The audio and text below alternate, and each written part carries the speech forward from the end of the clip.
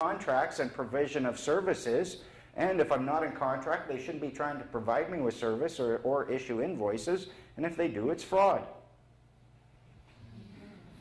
I'm going to love this movie. The thing about common law is if you overturn it, you have to overturn the Magna Carta. Yeah, it's just not and more importantly, you have to overturn the common sense that's in our hearts, and the fact is this information, if people are at least open-minded enough to look at it, it does resonate true. Rob, is there any, like, as this knowledge becomes maybe a little bit more widely available with people who are interested in being free persons, will that create a sort of like an impetus by government that potentially might threaten common law? It's impossible. These people who have the authority of government have it under the common law. The law can give rise to a fiction, which then that fiction can create statutes. The fiction cannot give rise to the law.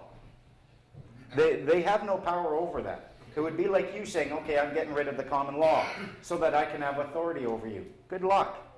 Okay, because that's what I'd understood, and I'm trying to remember how or why, but it had something to do with historical right of passage on properties in British Columbia, and that under common law, because it came from Britain, it's part of the Commonwealth, that somehow it was removed so that,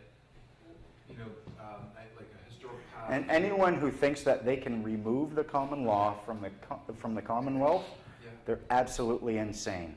I understood it was the British Columbia government had removed a clause, something to do with private land.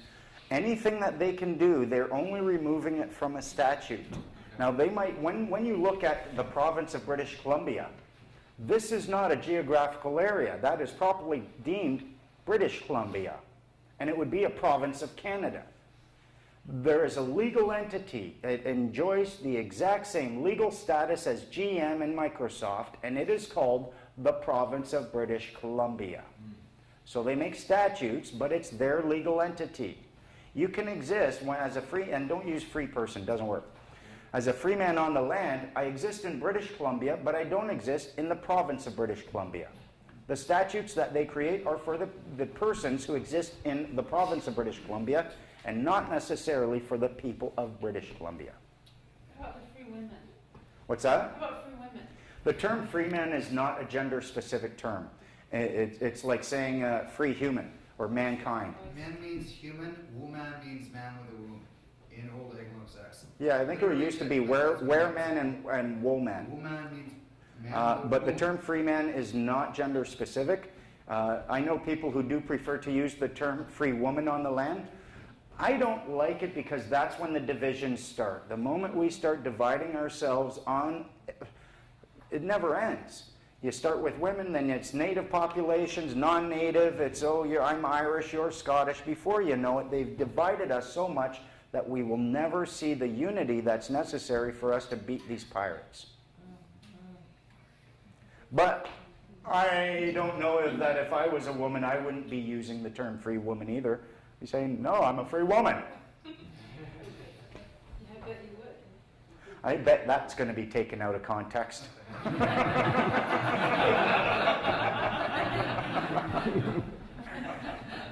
Oh, wait, Benoit in the back?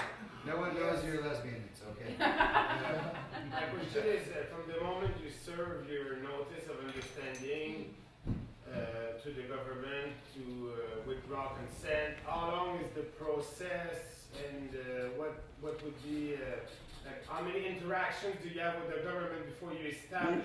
You should, all of that is on the World Freeman Society and whatnot. Essentially, you have to give them enough time to respond and to engage in proper discussion.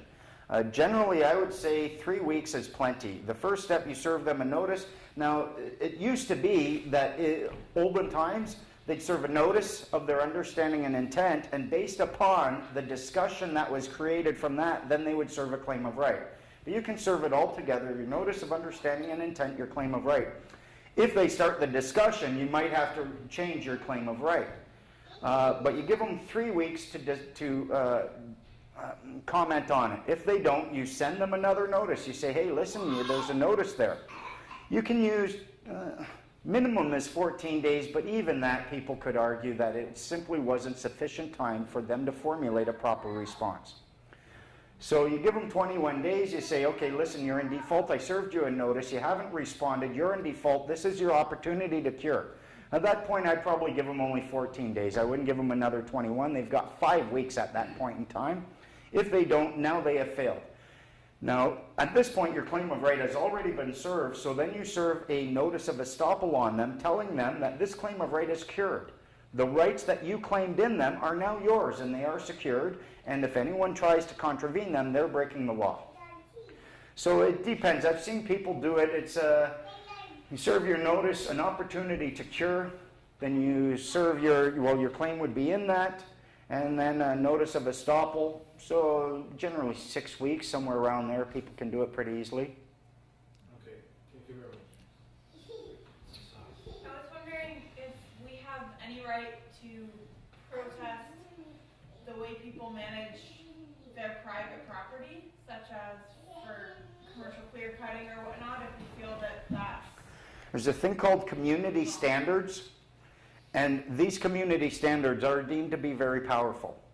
If your entire community is upset with what this party is doing, then yes, there is a certain degree that you would have a certain amount of rights as a community to come in there.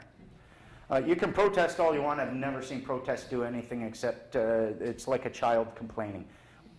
Adults claim, children complain. Adults take action that stops. A child would protest, but we've been trained and conditioned to protest and submit and do all these crazy things anyways.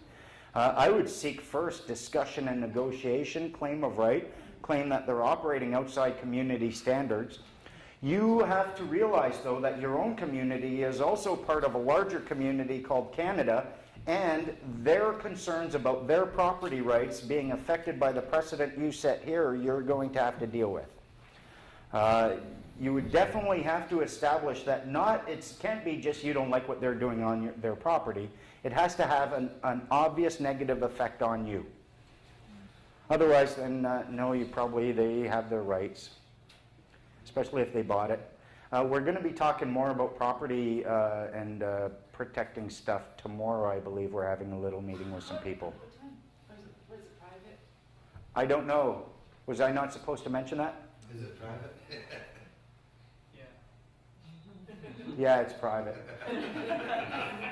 I'm actually leaving for Vancouver in 10 minutes. Bye. One more.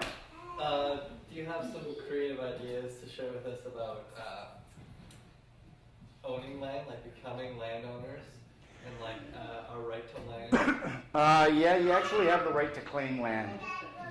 Crown land that is I'm getting tired now. That is unsurveyed would be easiest. If it has been surveyed, you would have to pay them for that. If it hasn't been appropriated, you're perfectly entitled to go in there, claim some land, settle on it. You do have to homestead it. There's a limit to how much you can claim. You won't be able to sell it. You can pass it on to your heirs if when you die. If you die intestate, it would revert back to Crown land, which then could be reclaimed by others. You could start a community, and if within that community you were to lay a basic foundation, your sewer, your roads, your hydro, you could then claim that that land is no longer Crown land, but it has been properly developed, and then you'd be able to sell it. It's our land, Crown land. They're just holding it in trust for us, and the reason they can come in and say clear cut it is because they serve you notice about what they intend to do with it. You don't respond properly, and you don't go claiming it for your own human uses. It's all the notice game. You ignore their notice, they come in and say, okay, we told you. And if you respond to their notice with a protest, they're sitting there laughing. What'd you do? Oh, I got a notice, I protested. You didn't discharge it with another notice. You didn't start engaging in the lawful process of discussion and negotiation. Sorry. And the lawyers love it when you do that. Okay, so I think that winds it up. Hey, I'm getting tired. Negotiate.